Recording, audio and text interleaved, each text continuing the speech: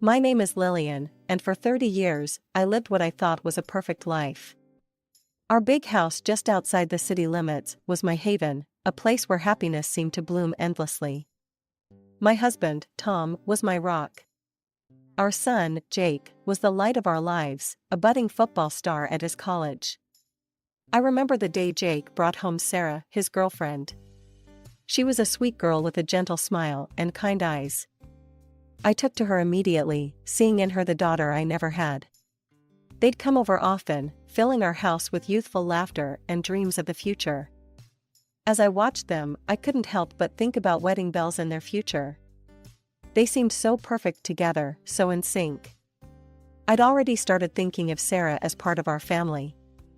As the days passed, I noticed Jake becoming increasingly excited about something. He'd burst into the house after practice, practically vibrating with energy. At first, I chalked it up to his passion for football and his relationship with Sarah. But there was something different about it, something I couldn't quite put my finger on.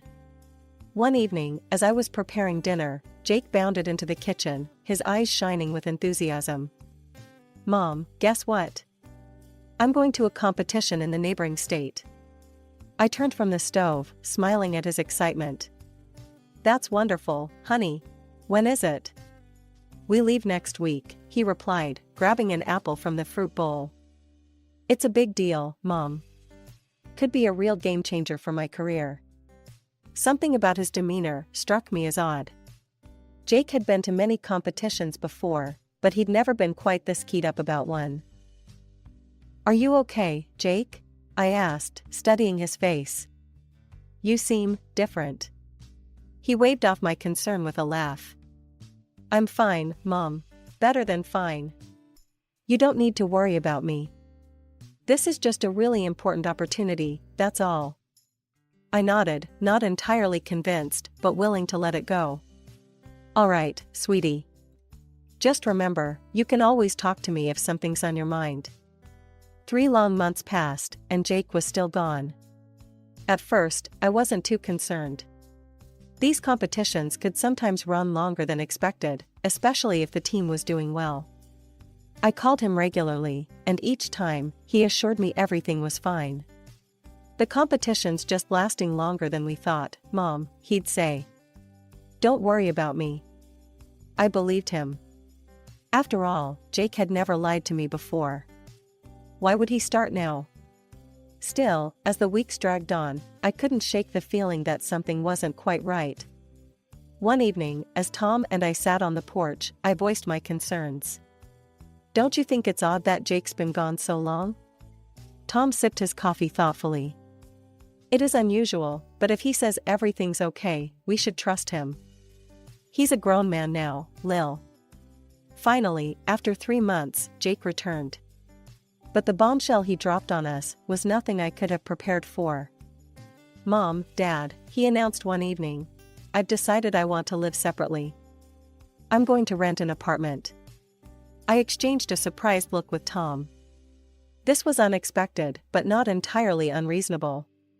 Jake was an adult, after all. "If that's what you want, son," Tom said, "we support your decision." I nodded in agreement, albeit with a hint of sadness. Our baby was really growing up. "Just know you're always welcome here, Jake." Over the next few weeks, Jake rarely visited. Instead, he'd send messages, often asking for money. Each time, I'd transfer the funds, hoping it would help him become more independent. I tried to ignore the nagging feeling that something had changed in our relationship. Then came the phone call that would turn our world upside down. "Mom," Jake's voice crackled over the line, "I'm coming over tonight. I've got some important news to share.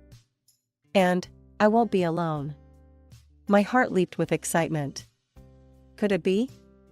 Were Jake and Sarah finally taking the next step? "That's wonderful, honey," I exclaimed. "I'll cook up a special dinner for us all." As I hung up the phone, I turned to Tom with a wide grin. "I think our boy's finally going to make it official with Sarah." Tom chuckled, pulling me into a hug. "Well, it's about time. They make a great couple." I spent the rest of the day in a flurry of activity, preparing Jake's favorite dishes, and setting the table with our best china.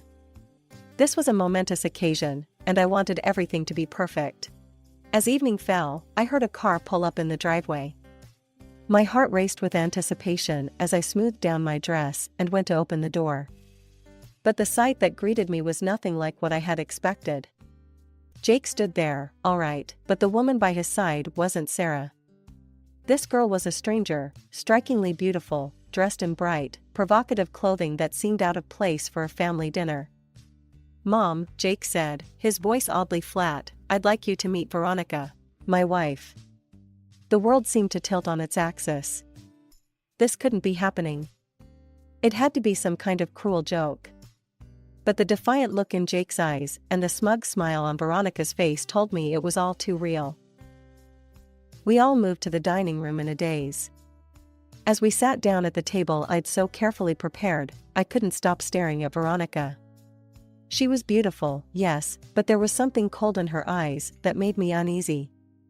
Jake, seeming oblivious to the tension, launched into a description of their wedding. "We had an amazing ceremony at that new upscale venue downtown. You should have seen it, Mom. The flowers, the music, everything was perfect." Each word felt like a knife twisting in my heart. "How could you celebrate your wedding without the people closest to you?" I asked, fighting back tears. Jake's face hardened. "The closest person to me is my wife," he declared. "I want to make her happy." Veronica raised her head, a smug smile playing on her lips. Jake continued, his voice softening slightly. "Veronica's parents abandoned her years ago. Her grandmother raised her, but she passed away recently. I didn't want Veronica to feel lonely at our wedding, so we decided not to invite any relatives. We celebrated with just our friends." I sat there, trying to process this information. Then a thought struck me. "Jake, what about Sarah?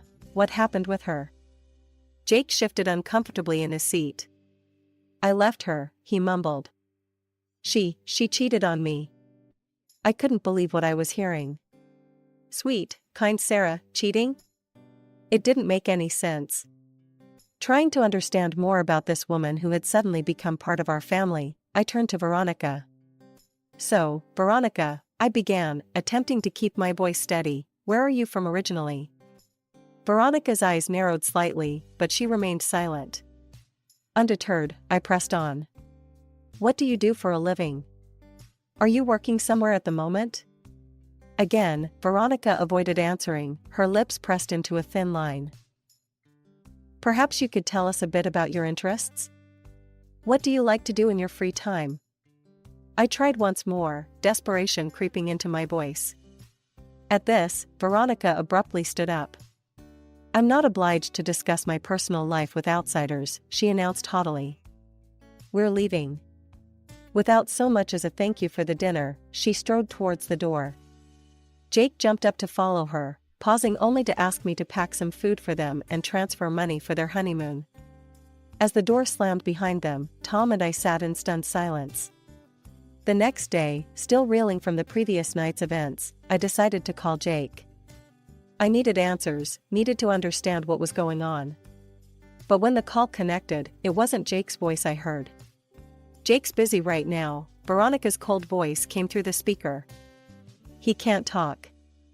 But you can send money for our honeymoon to his card. We have nothing else to discuss with you." The line went dead.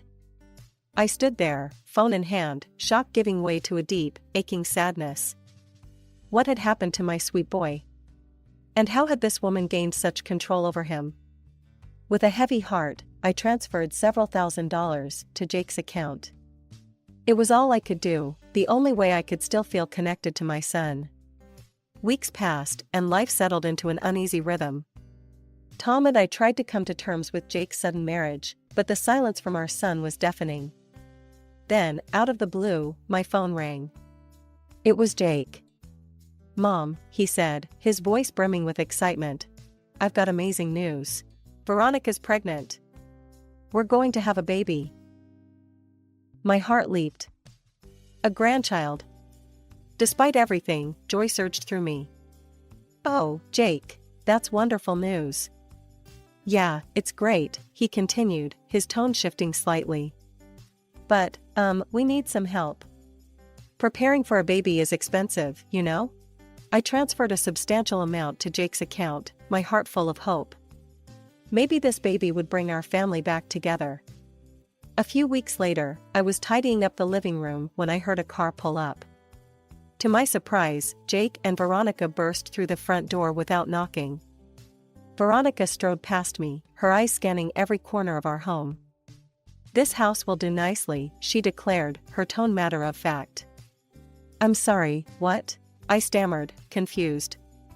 Jake stepped forward, his face set in determination. "Mom, we've decided that we're going to live here. You and Dad need to find somewhere else to stay." I felt as if I'd been slapped. "What are you talking about? This is our home."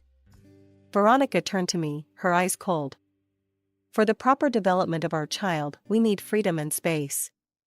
This house is perfect." Anger bubbled up inside me. "Absolutely not. This is our home, and you can't just demand we leave." Veronica's eyes narrowed dangerously. "Fine. But you can forget about having any relationship with your son or your future grandchild." Before I could respond, they turned and stormed out, leaving me standing in shock. From that day on, my phone was flooded with messages from Jake. Each one demanded we give them the house, each one more insulting and threatening than the last. I couldn't believe the cruel words coming from my son. What had happened to him? 2 weeks of this torment passed, before Jake showed up at our door again. His face was contorted with rage. "You need to give us this house," he shouted. "Veronica's threatening to divorce me if you don't. Do you want to ruin my marriage?" I tried to reason with him. "Jake, honey, can't you see? She's blackmailing you. This isn't right." His face turned an alarming shade of red. "Don't you dare talk about Veronica like that. You're not worth a hair on her head." That was the final straw for Tom. Without a word, he grabbed Jake by the arm and forcefully escorted him out the door, slamming it behind him. As Jake's angry shouts faded, I sank to the floor, tears streaming down my face. Tom knelt beside me, wrapping his arms around me. Weeks passed, and life settled into an uneasy rhythm. Tom and I tried to process the drastic changes in our son's behavior, but the pain and confusion lingered. One day, while shopping for groceries, I heard a familiar voice call out my name. "Lillian?" I turned to see Sarah, Jake's ex-fiancée, standing by the produce section. My heart skipped a beat when I noticed her heavily pregnant belly. Memories of Jake's accusations about her cheating flooded back, and I found myself at a loss for words. Gathering my composure, I managed to smile. "Sarah, I had no idea you were expecting. How are you feeling?" Sarah's eyes welled up with tears. It's not easy," she admitted, her voice barely above a whisper. "Being pregnant and abandoned, it's been tough." Her words hit me like a ton of bricks. Abandoned? That didn't align with Jake's story at all. Sensing there was more to this situation, I gently probed for details. "Sarah, I'm so sorry. Can you tell me what happened?" "Jake told us, well, he said you had cheated on him." Sarah's eyes widened in disbelief. "Cheated? Lillian, no. That's not what happened at all." Over the next half hour, as we stood in the quiet corner of the grocery store, Sarah revealed the truth that shattered my world. "Jake didn't go to any sports competition," she explained, her voice trembling. "He met a girl online and went to meet her in another state. He was gone for 3 months, remember?" I nodded, the pieces starting to fall into place. Sarah continued. "When I found out I was pregnant, I called Jake to tell him the news. But he told me he had married someone else. He refused to have anything to do with the baby." My legs felt weak. I leaned against the shopping cart for support, trying to process this information. Our Jake, our sweet boy, had lied to us all. He had abandoned Sarah and their unborn child for a woman he barely knew. We parted ways with promises to stay in touch, and I headed home in a daze. My mind was reeling from the revelations. Jake's story about the extended competition, his sudden marriage to Veronica, his cruel treatment of us, it all made a twisted kind of sense now. As I walked through our front door, Tom took one look at my face and knew something was wrong. "Lil, what happened?" he asked, concern etched on his features. I sank into a chair at the kitchen table, feeling the weight of the truth pressing down on me. "Tom, sit down," I said. "There's something you need to know about Jake." As I recounted my conversation with Sarah, I watched the color drain from Tom's face. Our son had lied to us, abandoned his pregnant fiancée, and married a virtual stranger. In the days following my encounter with Sarah, Tom and I had many long, difficult conversations. We both felt a deep sense of responsibility towards Sarah and her unborn child, our grandchild. "We need to help her, Tom," I said one evening. "She shouldn't have to go through this alone." Tom nodded in agreement. "You're right. Let's reach out to her." When we approached Sarah with our offer of support, she initially refused, her pride and hurt evident in her eyes. But as the weeks passed and we gently persisted, she eventually accepted our help. I began to see her often, accompanying her to doctor's appointments, helping her prepare for the baby's arrival, and simply being there as a shoulder to cry on. One evening, as I returned home from helping Sarah set up the nursery, Tom met me with a serious expression. "Lil, there's something I need to tell you," he said, his voice grave. "I hired a private detective." I stared at him in shock. "You did what?" Tom sighed heavily. "I needed to know what was really going on with Jake. The detective's report came in today, and Lil, it's worse than we thought." Over the next hour, Tom revealed the detective's findings. Jake had dropped out of college, abandoning his sports career and education to get a job supporting Veronica's extravagant spending habits. The detective had overheard a conversation between Jake and Veronica, where they coldly discussed plans to force us out of our home and claim it for themselves. But the most shocking revelation was about Veronica's past. She had a history of pursuing wealthy men for their money. The detective discovered that Veronica had become pregnant by one of these men and had manipulated Jake into marriage by claiming the child was his. I stood up, my mind racing. "We have to tell Jake. We have to make him see what's happening." But Tom shook his head sadly. "Lil, he won't believe us. You've seen how he is now. If we try to tell him, he'll only push us further away." As much as it pained me, I knew Tom was right. Jake was so under Veronica's influence that any attempt to reveal the truth would likely backfire. "What do we do, then?" I asked, feeling helpless. Tom took my hand in his. "For now, we focus on Sarah and the baby. They're the ones who truly need us right now." I nodded, fighting back tears. "You're right. Sarah needs us, and that baby, our grandchild, they're innocent in all of this." As we sat there, processing all we had learned, I couldn't help but feel a mix of anger, sadness, and fear for Jake. But I also felt a renewed sense of purpose. We might not be able to help Jake right now, but we could be there for Sarah and her baby. And maybe, just maybe, by showing Jake what real love and support looked like, we could eventually break through to him.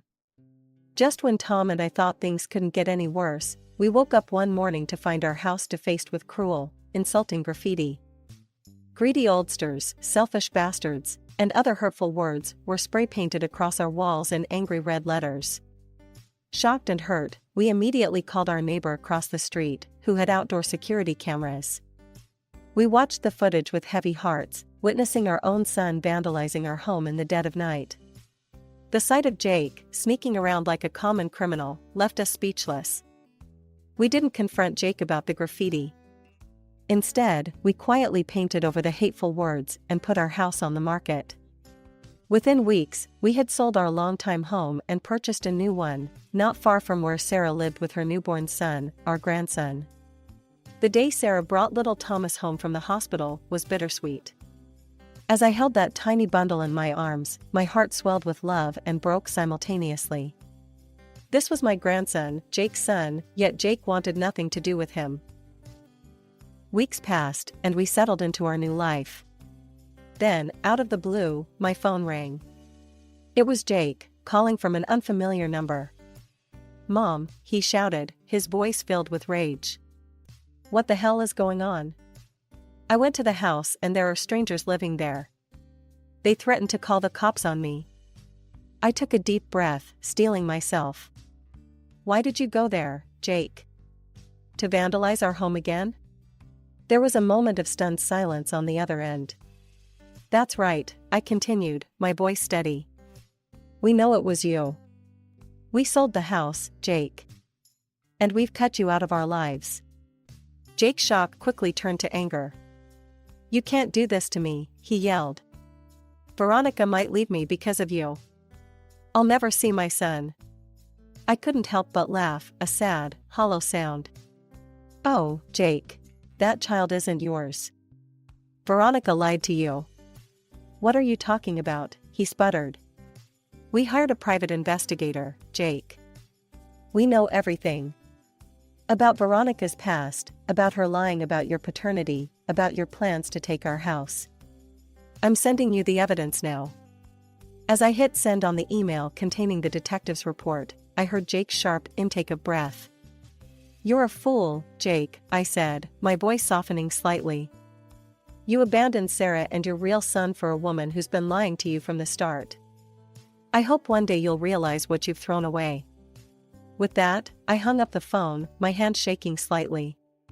6 months passed in a blur of baby giggles, sleepless nights, and newfound joy. Tom and I had settled into our roles as doting grandparents, cherishing every moment with little Thomas. Our new home, though smaller, was filled with more love and laughter than we'd experienced in years.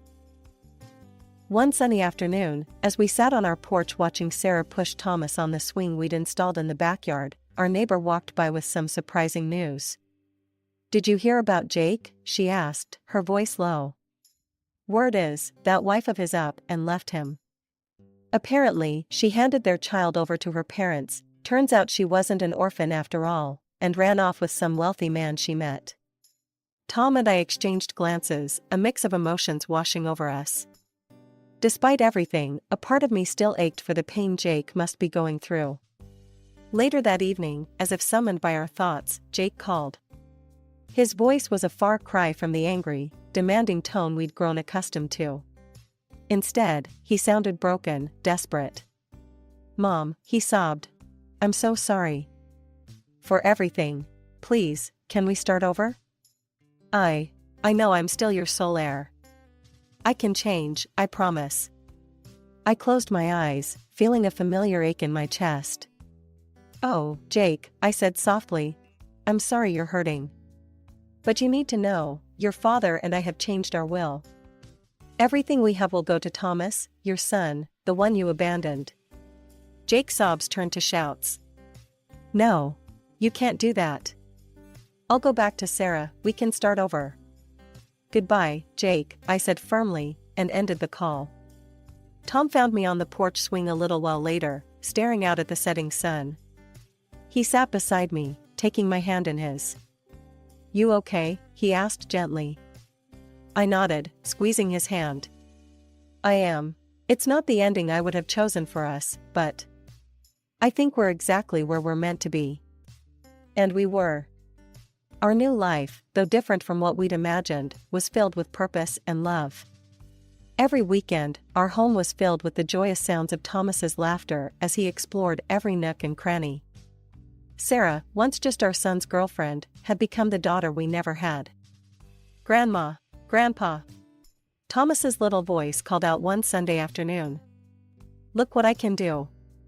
We watched in delight as he took his first wobbly steps across the living room, collapsing into Sarah's waiting arms. Sarah looked up at us, her eyes shining with tears of joy. "I don't know what I would have done without you two," she said softly. "You've been more like parents to me than I ever expected to have." I knelt down beside her, wrapping them both in a hug. "Oh, sweetheart. You and Thomas, you're our family. We couldn't love you more if we tried." As I looked around at the faces of my family, Tom's weathered smile, Sarah's gentle eyes, Thomas's chubby cheeks, I felt a profound sense of peace wash over me. This was not the life I had planned, but it was a life filled with more love, more joy, and more purpose than I could have ever imagined.